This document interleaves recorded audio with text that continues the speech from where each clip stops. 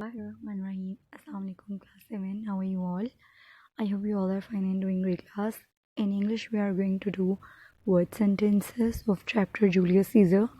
अपने notes open कर सकते हैं page number 42 पे आपको word sentences दिए गए हैं. The first one is Tiber. It's not timber. It's the name of the river which flows in Rome. So इसका सेंटेंस बनाते हैं. It is a bit like putting a stethoscope on the banks of the Tiber and listening to the city tell its story. ये बिल्कुल ऐसी है जैसे आप Tiber bank पे बैठ जाते हो, दरिया के किनारे बैठ जाते हो, उसकी स्टेथोस्कोप लगा के और वो आपको अपनी कहानी सुनाता है. नेव होता है रास्कल, बड़ा अयार मक्कार किस्म का इंसान. He has shown himself a very naive, यानी कि वो बिल्कुल मक्कार इंसान साबित हुआ है. उसके बाद है इंटरमिट होता है वैसे तो स्टॉप होना, स्टॉप रुकना. After 3 hours of intermittent rain. Intermittent का मतलब होता है इरेगुलर रेन, जो वक्फे से बारिश होती है. The game was abandoned. Game को बंद कर दिया गया, तर्क कर दिया गया. नेक्स्ट है लिप्रिकल को सेंटेंस में यूज़ करना था, वैसे it's a name of the gods और ये उनकी फीस्ट है, ये उनके त्यौहार का नेम है. रोम के इन मार्च 1960 लिप्रिकल came out and won the ऑथॉर्डन प्राइज़. ये एक अवार्ड होता है बेटा, ऑथॉर्डन प्राइज़ जो है, और ये लिटरेरी इमेजिनेटिव लिटरेचर के लिए जो उसमें एक्सपोर्ट होते हैं, तो ये उनको दिया जाता है award. Okay. Curl. He curls his hurt annually.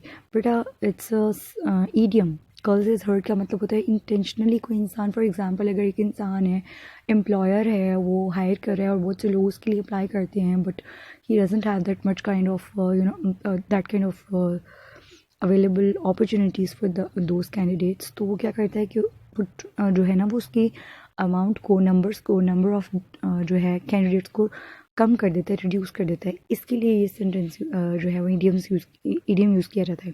He curls his hurt annually. Okay, यहाँ पे हमारे वर्ड सेंटेंसेस डन हैं जी बेटा. अब हम पेज नंबर 150 पे दिए गए क्वेश्चन को सॉल्व करेंगे. It's part B, working with the words. In question number 1 है इसका, what is funny about the following, explain the play on words. Play on words क्या होते हैं बेटा? ये वो वर्ड्स होते हैं जो हम इंटेंशनली यूज़ करते हैं for the purpose of amusement, right.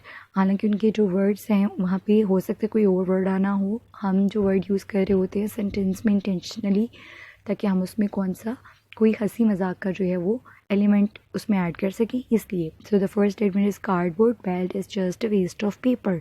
यहाँ पे हमें पहले तो बताना है कि वर्ड कौन सा है, फिर हम बताएंगे कि इसको किस सेंस में यूज़ किया गया. वेस्ट ऑफ पेपर की जगह, मतलब ये इस पे तंज क्या की गई है, वेस्ट को आप अंडरलाइन कर सकते हैं.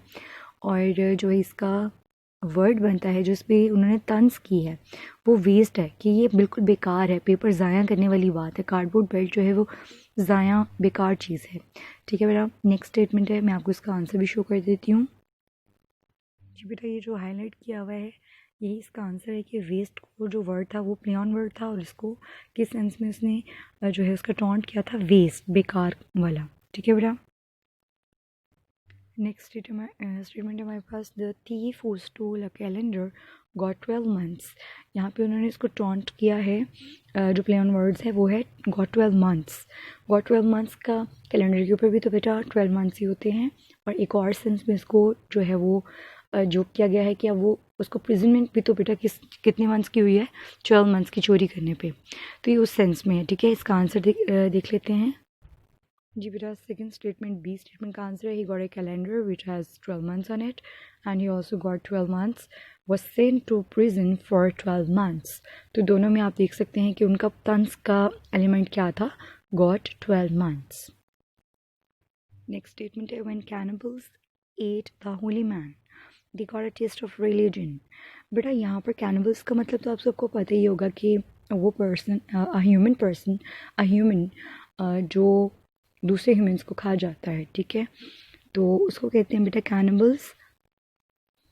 एक ऐसा इंसान जो आदम खोर होता है उसको बोलते हैं, जो इंसानी गोश्त खाता है. तो कहते हैं जब एक इंसान ऐसा कैनिबल जो होली मैन को खा जाता है, जो बहुत ही पकीज़ा इंसान हो, रिक्वायर टेस्ट ऑफ रिलीजन, तो उनको किस चीज़ का टेस्ट आता है, रिलीजन का टेस्ट आता है.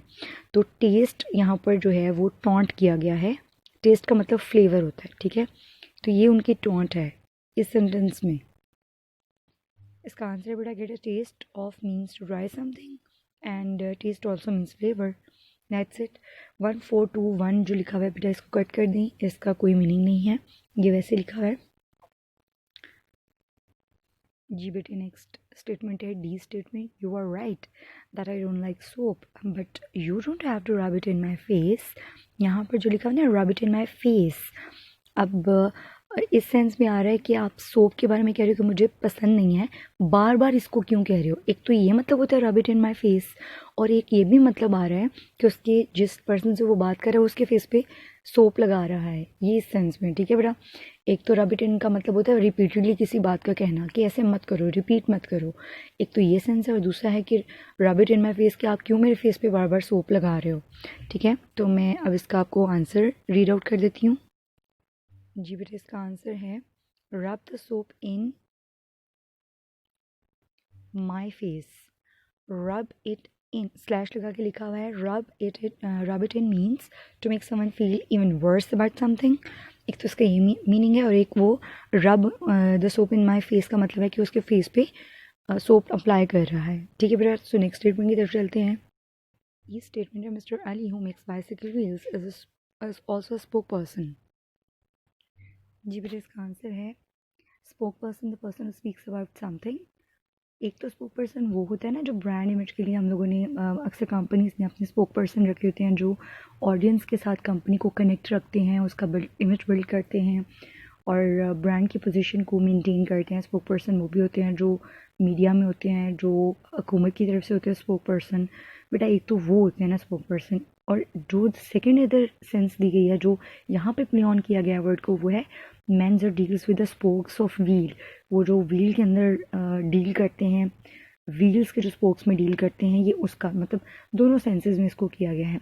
वर्ड तो उन्होंने स्पोक पर्सन यूज़ किया है, लेकिन उसको दोनों सेंसेस में यूज़ किया है। यही इसका जो था वो प्ले ऑन वर्ड था कि उसको एक तरह से उसको कह रहे हैं स्पोक पर्सन है, और दूसरी तरफ से उसको व्हील्स का स्पोक पर्सन कह रहे हैं जो व्हील्स के स्पोक्स में डील करता है। ठीक है बेटा। F statement है she bent over in the kitchen to pick up a sieve and strain herself। जी बेटा, इसका आंसर है sieve is a strainer and she strained herself। यहाँ पर sieve बेटे sieve बोलते किसको हैं? It's a device that is use to strain the liquid. Separate करने के लिए यूज़ होती है लिक्विड को और हार्ड स्टफ को। ठीक है, तो यहाँ पे उसको टॉन्ट किया गया है कि उसने अपने आप को स्ट्रेन कर डाला, मतलब वो इस एज के हिस्से में होगी कि वो झुकी जो थी वो स्ट्रेनर को पकड़ने के लिए थी, लेकिन उसकी अपनी हालत ऐसी होगी कि वो स्ट्रेन हो गई। ठीक है बेटा, सो मूव करते हैं हम नेक्स्ट स्टेटमेंट की तरफ। जी स्टेटमेंट है two silk worms at a race they ended up in a tie. उनकी दो सिल्क वॉर्म्स थे, इंसेक्ट्स को बोलते हैं, और उन्होंने एक रेस लगाई और उनका एंड क्या हुआ कि वो टाई हो गए। ठीक है, उनका जो आपस में मैच था वो टाई हो गया। तो यहाँ पर सिल्क वॉर्म्स और turn into silk and made up into a tie, एक तो ये सेंस है, यानी कि उन जो सिल्क वॉर्म होते हैं उनसे बनाते क्या है, हम सिल्क ही प्रोड्यूस करते हैं ना, तो यानी कि उनको कीड़ों को इस्तेमाल कर लिया गया, उनसे सिल्क बनी और सिल्क से टाई बन गई। लेकिन एक ये है कि उनकी जो दे ended up in a tie, यानी कि जो रेस थी वो टाई हो गई। एक ये सेंस है कि उनकी रेस टाई हो गई, ये बराबर बराबर तो उन्होंने परफॉर्म किया। और एक ये है कि वो उनसे बना सिल्क और सिल्क से बन गई टाई। ठीक है, तो ये था इसमें प्ले ऑन वर्ड। इसका आंसर रीड आउट करते हैं बेटा। इसका आंसर था बेटा silk worms were turned into silk and made into a tie, जो भी मैंने आपको एक्सप्लेन किया है। The race ended in a tie. Last statement की तरफ चलते हैं अपने। Time flies like an arrow, fruit flies like bananas. जी जो फर्स्ट स्टेटमेंट थी बेटा उसमें फ्लाइज जो in the sense of verb use किया गया है, और जो फ्रूट फ्लाइज है उसमें उसको एज ए नाउन, यानी फ्लाइज मक्खियों को कहते हैं, fruit flies like the bananas. तो बेटा यहाँ पर ये थे पंस, ये थे जो वर्ड्स थे जो प्ले ऑन वर्ड्स का रोल प्ले कर रहे थे। ठीक है, जो कि हम इंटेंशनली यूज़ किए गए थे अम्यूज़मेंट पर्पसेस के लिए। ओके बेटा, यही आज आपकी वर्किंग है, आपने इसको अच्छे से लर्न भी करना है। सेंटेंसेस को कॉपीज में राइट कर लीजिएगा, इसको अच्छे से लर्न कर लीजिएगा। इस क्वेश्चन को, फनी वर्ड्स वाले क्वेश्चन को keep on doing hard work, रुकना नहीं, आगे बढ़ते जाना है। स्टे ब्लेस्ड, अल्लाह हाफिज़।